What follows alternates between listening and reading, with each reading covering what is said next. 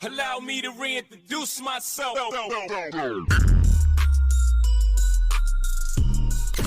Welcome to Game Time with Hubb, your all-access pass to the hottest stories in football, basketball, boxing, and wrestling. Whether it's game-winning touchdowns, buzzer beaters, knockout punches, or jaw-dropping suplexes, we've got it all covered. Here's your host, Hubb. What's up? Welcome back to another episode of Game Time with Hubb. Last week we went 9-5, bringing the season total to 101, 47-1. The receipts are kept, the numbers are real, and we're looking to keep that momentum rolling. Week 11 already kicked off on Thursday night with the New England Patriots taking down the New York Jets 27-14. Rookie Travion Henderson went crazy. 2 rushing touchdowns, a receiving touchdown, helping Drake May and the Pats grab their 8th straight win. And that leads us into the first thing we got to address. This whole Patriots on the real 9-2 team narrative. Let me be clear. I think the Patriots are legit. People keep saying they don't feel like a scary 9-2. Teams they beat in, the schedule, they're not explosive enough. Cool story, bro. But look at what they've actually done on the field. They beat Josh Allen and the Bills, a division rival with an elite quarterback and historically torched defenses. Then they went down to Tampa and beat the Buccaneers in Tampa last week. Road win, tough environment, real opponent. That matters. And here's what nobody talks about enough. In back-to-back weeks, the Patriots beat one of the best pass defenses in the league through the air, the Atlanta Falcons, then turned around and beat one of the better run defenses in the league by running all over Tampa Bay Buccaneers. That's versatility, that's coaching, that's a team that can shape-shift its game plan based on who's in front of them. That's not fake 9-2 energy. That's a legit contender profile. And let's be real, nobody predicted the Patriots to be 9-2 right now. All offseason, it was they're mid, they're rebuilding, they'll be fighting just to stay in the wild card hunt. Now they exceeded expectations and suddenly the goalposts move. Oh, well, they're not a good 9-2. Man, look, the schedule is what the schedule is. You play who you play. You don't get style points in the standings. The only column that matters in the NFL is, did you win or did you lose? The Patriots keep stacking wins. They've beaten good defenses in different ways. They've gone on the road and taken tough games, and they've proved they can win through the air and on the ground. Bottom line, the Patriots are legit. And now while we're talking about contenders and expectations, we've got to slide over to Philly and talk about this A.J. Brown situation. A.J. Brown goes on stream a couple days ago, keeps it real, saying he's struggling and basically calls everything outside his family life a mess. A lot of people are calling it drama, distraction, whatever, but I'm going to keep it real with y'all. I agree with A.J. Brown. This Eagles offense looks stagnant and predictable right now. For all the talent that they have, it feels like defenses know exactly what's coming. Some of the same issues keep popping up. You still see Jalen Hurts at times staring down his first read, letting DBs jump routes and sit on concepts. That's not sustainable football. And let's talk about the run game. Monday night, Saquon Barkley had 22 carries for 60 yards. That's not we're dominating on the ground. That's where banging our head into a wall. Teams have caught on to the heavy run identity. They're loading the box, attacking the gaps, and daring Philly to beat them over the top. At some point, you have to say it's time for Philly to get back into the passing game. You have A.J. Brown, Devontae Smith, tight ends that can work the seams. Use them. Stop playing like you're scared to let the ball fly. And then we got the tush push. How much longer is that going to be able to bail them out? There already been complaints all over the league, and honestly, I see the same thing you see. Every time they run it, linemen are jumping off sides, and it's not being called. If that play ever gets taken away or officiated tighter, what's the counterpunch? So no, I don't think A.J. Brown is blowing things up for no reason. I think he's saying out loud what a lot of us are seeing already on film. This Eagles offense should be elite, but right now it's stale, predictable, and way too dependent on one gimmick play. Let me know what y'all think. Is A.J. Brown out of line, or is he just the only one in Philly willing to say the quiet part out loud? Now let's turn the page to Sunday. We've got a neutral site showdown in Madrid with the Commanders and the Dolphins, a physical AFC, NFC battle in Buffalo with the Buccaneers and the Bills, and a massive NFC West showdown as the Rams host the Seahawks. And then in the late window, we checking in on the AFC West with a statement game between the Chiefs and the Broncos. And then we got the Sunday night heavyweight showdown with the Lions and the Eagles in Philly. And we cap it off with the Cowboys and Raiders on Monday Night Football. Strap in. wall-to-wall previews, picks, and plenty of smoke coming your way. We start overseas, 9:30 a.m. Eastern, Madrid, Spain. Washington Commanders at 3-7, taking on the Miami Dolphins at 3-7. Neutral ground here. The Dolphins coming off a big 17-point win over the Buffalo Bills, bouncing back from a 22-point loss to the Ravens. They celebrated, then flipped straight to the 24-hour rule mentality. Mike McDaniel has them focus on one thing, finally putting together the first winning streak of the season. Washington is limping into this one. Dan Quinn has taken over defensive play calling. Both starting outside corners are out. Trey Amos with a fibula injury and Marshawn Lattimore with an ACL. They ranked 28th against the run over the last 5 weeks, and Daron Payne is suspended, so they're missing their anchor in the middle. On offense, they're without starting quarterback Jaden Daniels and top wide receiver Terry McLaurin, so Marcus Mariota is trying to keep that thing afloat.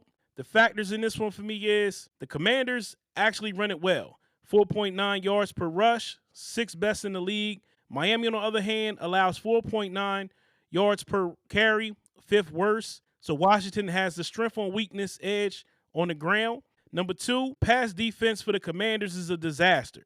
They allow the highest EPA per drop back in the NFL and a league high 112.7 passer rating to opposing quarterbacks. And number 3, over the past few weeks, Washington has allowed 38.5 points per game and given up at least 28 in every one. In Mariota's last 2 starts, they've been outscored 72-29. Now on the Miami side, Tua Tagovailoa has a chance to stack efficient outings. Even just cracking an 80-plus passer rating in back-to-back games would be the first time he's done that since Week 5 against Carolina. He's got Devon Achane and Jalen Waddle ready to stress out this Washington's shaky defense over here. And the Commanders are missing players like Daniels, McLaurin, and Daron Payne, basically the core of that operation on both sides of the ball. Look, for maybe the first time all season, the Dolphins are the more stable, less banged up team with real momentum here. They just beat Buffalo by 17, and now they get a Commanders defense that's been giving up explosives through the air and getting gashed on the scoreboard. My pick here, Miami Dolphins. Next up, we had the Mercedes-Benz Stadium in Atlanta, where we got the Carolina Panthers at 5-5 is in town to take on the Atlanta Falcons at 3-6. Now, both of these teams are fighting to stay relevant and are tied for the NFC's longest playoff drought at 7 seasons. Desperation is real on both sidelines here. Carolina's offense has been the big concern. The theme all week, they can't push the ball downfield, especially the rookie wideout Ted McMillan. Over their last 4 games, they averaged just 11.25 points. Even in that 30-0 shutout win over these same exact Falcons in Week 3, Bryce Young had only threw for 114 yards, and the run game had 110. Last week, the Saints might have shown the blueprint. Load up to stop Rico Dowdle and Derrick Young to beat you. Atlanta has their own issues, but Drake London is quietly on a heater since Week 4. He's 5th in the league in receiving yards with 532 and tied for 2nd in touchdowns with 6. Against zone, he has 44 catches for 557 yards and 3 touchdowns. And the Panthers play zone on a league-high 84.8% of dropbacks. The factors in this one for me is, number 1, Bryce Young is 5-4 as a starter this season, already 1 win shy of matching his entire total from his first 2 years combined, which is 6-22. Number 2, Carolina's been widely up and down. They beat Atlanta 30-0 in Week 3, then got blasted by 29 in New England the next week. Over the last 3 games, they have humiliating home losses to Buffalo and New Orleans, sandwiched around a shocking road upset over Green Bay. Number 3, both defenses here are struggling. Atlanta just gave up 323 rushing yards to the Colts, and Carolina recently allowed James Cook to go for a career-best 216 yards on just 19 carries. Over the last 3 weeks, Carolina has allowed an average of 157 rushing yards per game and at least 104 in each game. So we're looking at Rico Dowdle versus Bijan Robinson and Tyler Algier, and 2 young quarterbacks trying not to lose this game. My takeaway, in the matchup between 2 erratic teams, I'm leaning on the home field, the revenge angle from the 30-0 loss in Week 3, and Bijan getting a true get-right spot. He needs it. My pick here, Atlanta Falcons to pound the rock and cover by more than just a field goal. We go to Orchard Park, New York for a cold one at Highmark Stadium. Got the Tampa Bay Buccaneers at 6-3, taking on the Buffalo Bills at 6-3. Now the Bucs know that they're stepping into a buzzsaw type offense. The Bills average 384.4 yards per game, second most in the NFL, and 153.2 rushing yards per game, most in the NFL. It's Josh Allen and James Cook as the engine. Tampa just gave up multiple explosive plays to the Patriots last week, and Todd Bowles is trying to tighten that up. On the other side, the Bills' defense is starting to get healthier. Rookie defensive tackle TJ Sanders is set to come off injured reserve, and that unit wants to rebound after giving up a season-high 197 rushing yards to the Dolphins. My keys in this one: number one, Josh Allen has exactly 2 turnovers in all 3 Buffalo losses. In their 6 wins, he has 1 turnover total. Protect the ball, and they win. Number 2, at high mark since the start of the decade, the Bills have won NFL best 83% of their regular season home games, 39-8. They've also won 9 straight home games in November, the longest active streak. Tampa has lost 2 of its last 3, and injuries have chipped away at the early season contender field. The Bills are coming off an embarrassing loss to Miami, where Allen played arguably his worst game of the year. My takeaway in this one: Buffalo is 9-0 at home in the 1 p.m. window since 2023. A warm weather team coming into that environment after the Bills just got punched in the mouth feels like a bad spot for Tampa. My pick here, Buffalo Bills. Down to Florida, Everbank Stadium in Jacksonville. Got the LA Chargers at 7-3, taking on the Jacksonville Jaguars at 5-4. The Chargers are coming in off a beatdown of the AFC North leading Steelers, but Justin Herbert paid for it. He was sacked 5 times and pressured 12 times. The most animated we've seen him all season. He knows jawing at the refs won't save him, but he keeps answering the bell. Herbert is second in the NFL in passing yards and third in touchdowns, despite being sacked 33 times, third most, and hit a league high 134 times. Both starting tackles, Rashawn Slater and Joe Alt, are out for the year. For Jacksonville, this should be a get-right day for an underachieving pass rush. Josh Hines Allen is a half a sack away from the franchise record. He and Trayvon Walker have just 4 sacks combined this season. They've had favorable matchups before and not cashed in. My keys in this one: number 1, Trevor Lawrence sits at 79 career passing touchdowns, 1 away from joining the 80 TD club in Jags history. Number 2, since week 8, the Chargers led the NFL in point differential at plus 49. And number 3, since week 7, Jacksonville has dropped 3 of 4. In the span, they have allowed 33.3 points per game, third most, and 11 passing touchdowns, second most in the league. Lawrence has a 79.3 passer rating, second lowest among QBs with at least 125 attempts, with a 59.5% completion rate, 6.3 yards per attempt, and a 10-7 TD to interception ratio here. The line is scary with that banged up Chargers offensive line, and they did struggle to pull away from the Titans on the road recently, but the quarterback gap here is real.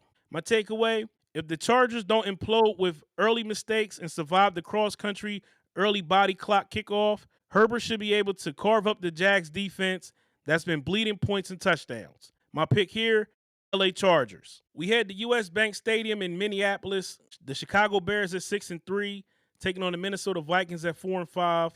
Now for Chicago, Caleb Williams have been living up to that Houdini label with his scrambling. Week 10 gave him his 4th game-winning drive of the season, tied with Baker Mayfield and Bo Nix for the most in the league.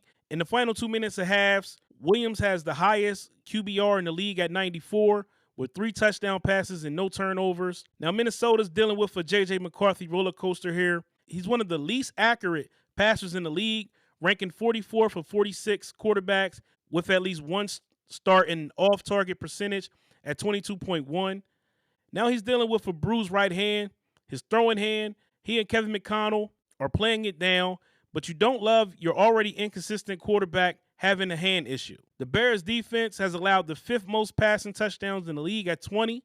The question is whether McCarthy can consistently take advantage. My keys to this one: number 1, even though Chicago is tied with Detroit for the best record in the NFC North, Caleb Williams is just 1-7 against the division and 0-2 this season.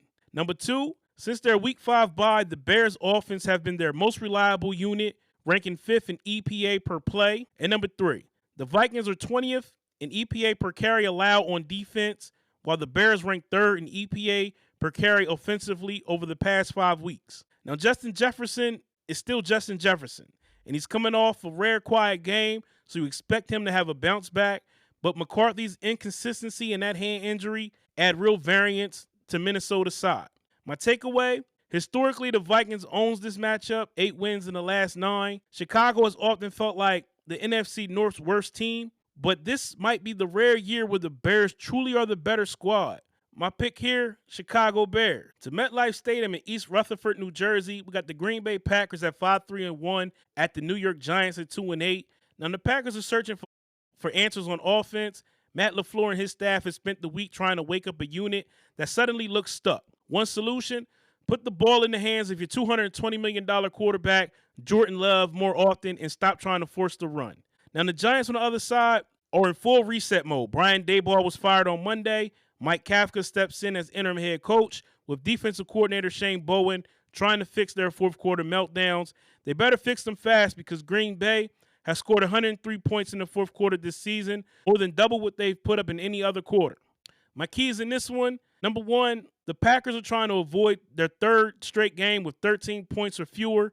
If they fail, it will be their longest streak of that kind since 1999. Number two, Green Bay, it was out their tight end, Tucker Kraft, and just lost their starting center to injured reserve. That's huge. And number three, the Giants' offense has been gutted. Malik Neighbors tore his ACL in September. Cam Scatterbo suffered a nasty ankle dislocation in October. And quarterback Jackson Dart is in a concussion protocol from last week. Kafka is now turning to Jameis Winston over Russell Wilson. It's Jameis's first real game action since last December. Green Bay's defense is coming off its stingiest showing of the year, holding Philadelphia to just 10 points. Even though the Packers' offense has posted twice as many turnovers as touchdowns the past couple of weeks, New York's run defense has been brutal, allowing 187 rushing yards per game over the last 4 outings. That sets up a prime chance for Josh Jacobs to finally pop a 100-yard game if LaFleur leans into a power run identity.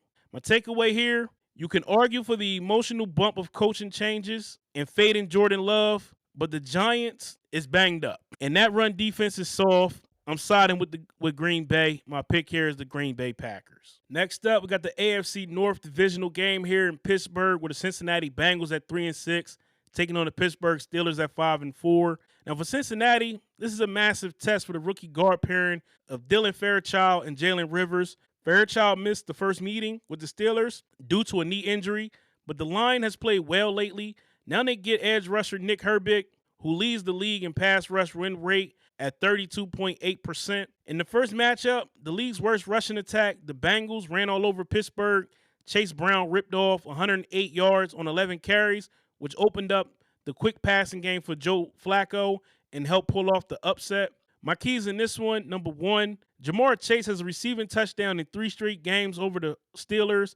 If he scores again, he becomes the first player with a receiving TD in 4 straight versus the Steelers since Carl Pickens did it for the Bengals from 1994-96.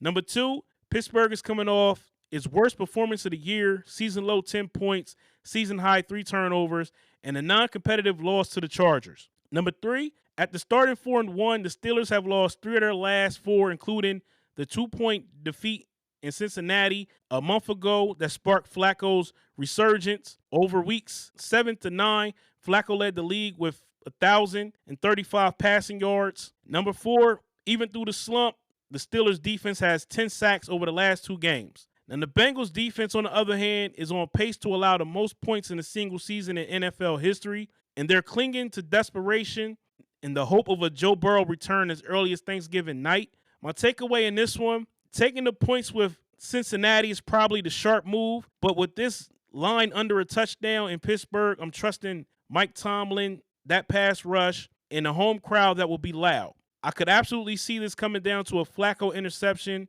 on the final drive. My pick here, Pittsburgh Steelers. Now we go down to Nissan Stadium in Nashville, Tennessee. We got the Houston Texans at 4-5, taking on the Tennessee Titans at 1-8. AFC South divisional game here. Houston started off 0-3 and has already had 2 chances to get to 500, losing both times to teams with winning records. This time they get the worst record in the league in Tennessee. They're coming off a 19-point comeback win and the league's #1 scoring defense is backing them up. The Titans over here are trying to avoid a repeat of their Week 4 nightmare when Houston shut them out 26-0. They're scoring an NFL low 14.4 points per game, and rookie quarterback Cam Ward is trying to keep them from being shut out by the same team twice in one season, something that has only happened 7 times in the Super Bowl era, most recently when the 2002 Falcons did it to the Panthers. My keys in this one, #1, Houston's defense allows just 16.7 points per game,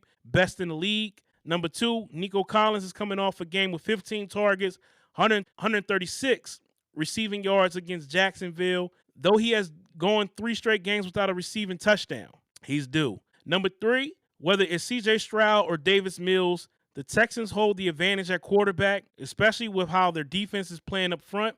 Tennessee had an extra week to prepare, but with this offensive ceiling, that might not mean much. My takeaway in this one, Houston dominated this matchup once already and has every key edge lined up again. Better defense, better quarterback situation, and more playmakers. My pick here, Houston Texans. We roll into the late window at State Farm Stadium in Glendale, Arizona. We got the San Francisco 49ers at 6-4, taking on the Arizona Cardinals at 3-6. Now, San Francisco is banged up and not quite the machine we're used to. Without Fred Warner, they've been more vulnerable against tight ends, giving up the 3rd most touchdowns to the position with 6. Now they get Trey McBride, who's the clear focal point of this Arizona's offense, with Harrison and Jones out. McBride has been cooking with Jacoby Brissett over the last 4 weeks. He's averaging 8 catches for 82 yards, at least a touchdown per game. On the Arizona side, this roster is beat to pieces. 8 players, including 6 starters, didn't practice Thursday. They're going to be without Marvin Harrison Jr., could be playing with a new right tackle, and have already seen what happens when their top corners are out. Defensive linemen Robinson and Nolan are at least limited participants, which helps. The key factors here, San Francisco is averaging 22 points per game, 23rd in the league, and their lowest through 10 games since 2017, when they averaged 17.4 in Kyle Shanahan's first season. #2, the ground game has struggled, ranking last in yards per carry at 3.5 and 5 games under 75 rushing yards, and that's with Christian McCaffrey leading the league in touches at 249, 30 more than the next player, Jonathan Taylor. McCaffrey is 2nd in scrimmage yards behind Taylor and 2nd in receptions behind Jamar Chase. #3, some good news for San Francisco. Brock Purdy, dealing with the toe injury, will start Sunday, and Ricky Pearsall is set to return from a knee injury as well. The Cardinals swept this series last year and only lost 16-15 back in Week 3 this season. Brissett has thrown for at least 250 yards and 2 touchdowns in each of his 4 starts, so this is not a walkover. My takeaway in this one, there's definitely a world where Arizona pulls the upset again, especially if McBride goes off and they find just enough on the ground. But with the Cardinals this beat up and the 49ers starting at a stretch of 4 straight opponents at 500 or worse, I expect Shanahan to lean on McCaffrey and that run game to grind this one out. My pick here, San Francisco 49ers. Now, staying in the 4 o'clock window, we go to SoFi Stadium in Inglewood, California, staying in the NFC West Division. We got the Seattle Seahawks at 7-2, at the LA Rams at 7-2. First place in the NFC West is on the line. Now, for Seattle, this is their 5th ranked scoring defense going up against one of the leading MVP candidates in Matthew Stafford. Stafford has thrown a league-high 25 touchdown passes with only 2 interceptions and is on a ridiculous heater. Now, coming into this game, the Rams have a 50% chance to win the division, and the Seahawks are at 33%. If the Rams win, their odds jump to 66%, and Seattle drops to 19%. If Seattle wins, the Seahawks go to 55%, and the Rams fall to 27%.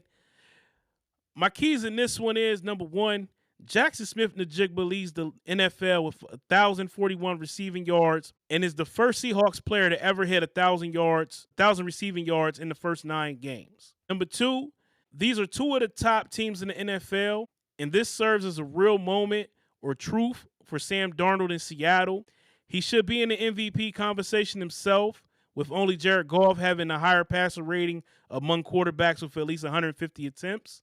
And #3, the Rams have been Darnold's kryptonite. His Viking loss by 10 or more in both visits to SoFi last season, including a 27-9 wildcard blowout where he was sacked 9 times and turned it over twice. Before, the team has trailed in the game since week 6, and Stafford is on an all-time heater with at least 4 touchdown passes and no interceptions in 3 straight games, the longest such streak in NFL history. Now, Seattle has been flirting with disaster with turnovers, and this Rams defense is more than capable of turning those miscues into points. My takeaway here, this could absolutely go either way, but with the Rams at home, Stafford playing out of his mind, and the division lead on the line, I give Los Angeles a slight edge here. My pick here, Los Angeles Rams. Now we head to Cleveland, Huntington Bank Field, AFC North divisional game here. We got the Baltimore Ravens at 4-5, taking on the Cleveland Browns at 2-7. The old Browns versus the new Browns, if you know, you know. Baltimore is rolling in on a 3-game win streak, but Lamar Jackson is dealing with knee soreness. That puts extra stress on the offensive line to contain Myles Garrett. Over the last 9 games against the Ravens, Garrett has 8.5 sacks and 14 quarterback hits. Baltimore has already allowed 25 sacks this season, 1 more than they gave up all last year.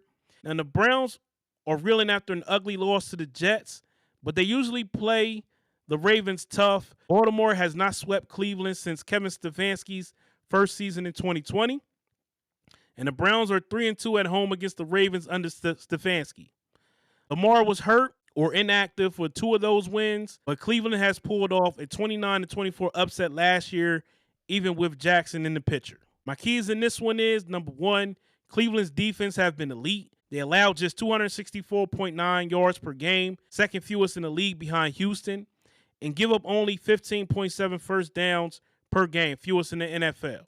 Number 2, Lamar Jackson is averaging the fewest carries and rushing yards per game of his career, but he leads the NFL in passer rating at 127.1 and has a 15-1 TD to INT ratio. Number 3, Baltimore's defense has been outstanding lately, not allowing more than 19 points in any of its last 4 games. They used the bye week to tweak things, notably moving Kyle Hamilton back into the box, and the unit has been playing at an elite level since. The Browns' offense, meanwhile, has not kept this end of the bargain, even with that defense carrying them. My takeaway here, we know Myles Garrett will make plays. I'm not nearly as confident in the rest of the Browns' offense. The Ravens have multiple ways to win right now, and they're trending up on both sides of the ball. My pick here, Baltimore Ravens, in control for most of the game. Back to the altitude at Empire Field at Mile High in Denver. The Kansas City Chiefs at 5-4, taking on the Denver Broncos at 8-2. This is one of the most interesting games of the week. Kansas City is trying to reassert itself after another up and down stretch, and Denver's on a 7-game win streak with a real chance to take control of the AFC West, something they have not had since the Peyton Manning days. Now, defensive tackle Chris Jones for the Chiefs has started slow by his standards. 2 sacks, which ranks 97th, a 9% pressure rate, 43rd in the league, but he's consistently being double-teamed, and the Chiefs expect the production to come as the season goes. Denver's defense leads the league with 46 sacks, 14 more than the next team. That pass rush is a huge factor against Patrick Mahomes. The keys in this one is, number 1, in the Chiefs' 4 losses, Mahomes has been hit an average of 9.3 times per game, including 15 times from the Buffalo Bills 2 weeks ago. In their 5 wins, he's been hit just 5.8 times per game. Number 2, the Broncos have tried to keep their message 1 game at a time during this streak, but this is clearly their biggest test of the year. Their only win over a current playoff caliber team is a 4-point squeaker over the Eagles back in week 5. Number 3, Kansas City is trying to avoid losing 2 straight games for the second time this season. After starting 0-2, they haven't had multiple 2-game losing streaks in the season since 2017. Andy Reid's track record coming off a bye is legendary. Denver destroyed the Chiefs the last time they met, which stands as Mahomes' only loss to the Broncos in his career. You know that stings in that Chiefs locker room. My takeaway in this one, the Broncos defense is legit, but this still feels like a reality check game. Coming off a bye with extra time to prepare and that bad taste from that Buffalo loss, I expect Mahomes and Reid to make a statement. My pick here, Kansas City Chiefs. And now we close Sunday Night Football under the lights, Lincoln Financial Field. Got the Detroit Lions at 6-3, coming into Philly to take on the Philadelphia Eagles at 7-2. This one has NFC title game vibes written all over it. Since Dan Campbell took over in 2021, the Eagles are the only NFC team the Lions have not beaten. Detroit is 0-2 against Philly under Campbell. A 44-6 blowout loss in Week 8 of 2021, and a 38-35 heartbreaker in Week 1 of 2022. Philadelphia brings a ferocious defensive line boosted by edge rusher Jalen Phillips and the return of Nolan Smith Jr. from a triceps injury. Against Green Bay, the Eagles produced 21 pressures, 8 quarterback hits, and 3 sacks. My keys in this one is, number one, Jared Goff is a different quarterback under pressure versus clean pockets. With pressure, he's completing just 50% of his throws with 1 touchdown and 2 interceptions. Without pressure, he's at 83% completion with 16 touchdowns and 1 pick. Number two, the Eagles have only 4 turnovers all season, the fewest in the NFL, and the fewest through 9 games in franchise history. Number three, Detroit's offense leaned heavily in play action in Week 10, using a 51.4% of the dropbacks, up to 28% over Weeks 1 through 9. That could be a factor again because Philadelphia's defense has struggled against play action, allowing 10 yards per attempt, 5th most in the league. Number 4, the Lions may be without corner Terrion Arnold, who is in concussion protocol, and all-pro safety Kirby Joseph, who has already missed 3 straight games with a knee injury. This is a secondary that has already given up 18 passing touchdowns in 9 games and lost 2 road games by 13 and 14 points. The Eagles are coming off a weird 10-7 win over Green Bay, where a questionable call on 4th and 6 gave the Packers a shot to steal it before a 64-yard field goal try went nowhere near the uprights. It was ugly, but it was still a win. My takeaway in this one, Detroit can absolutely stress Philly with aggressive play action shots, but if Arnold and Joseph are out or limited, A.J. Brown and Devontae Smith could feast on his secondary, which means y'all got to throw the ball. Combine that with an Eagles team that protects the football and finds ways to win tight games. I'm leaning toward the home side. My pick here, Philadelphia Eagles. We close Week 11 on Monday Night Football in Vegas at Allegiant Stadium, where we got the Dallas Cowboys at 3-5-1, taking on the Las Vegas Raiders at 2-7. This is an emotional one for Dallas, less than 2 weeks after the death of teammate Marshawn Nealon during their Week 10 bye. The Cowboys had to line up and play. Brian Schottenheimer and staff are working to get the players mentally and physically ready. The message in that building is that the best way to honor Marshawn is through and how they play. The bye week and the extra Monday night day both helped them regroup. They got the Raiders on the other side. The spotlight is on special teams. Pete Carroll decided it was time for a change and moved on from coordinator Tom McMahon after a game where they gave up a block punt and then Daniel Carlson missed a potential time field goal in the 4th quarter. Assistant Darius Swinton steps in as the interim coordinator. There's not enough time to overhaul the scheme, but they're hoping a new voice tightens things up here. My key factors in this one, number 1, running back Aston Genty accounts for 70% of the Raiders' rushing yards, 3rd highest individual share in the league behind Jonathan Taylor at 78% and Devon Achane at 73%. Number 2, the Raiders is near the bottom of the league in scoring, ranking 31st and 30th in total yards. In their last game, all-pro tight end Brock Bowers saw only 3 targets, which doesn't say great things about Chip Kelly's play calling.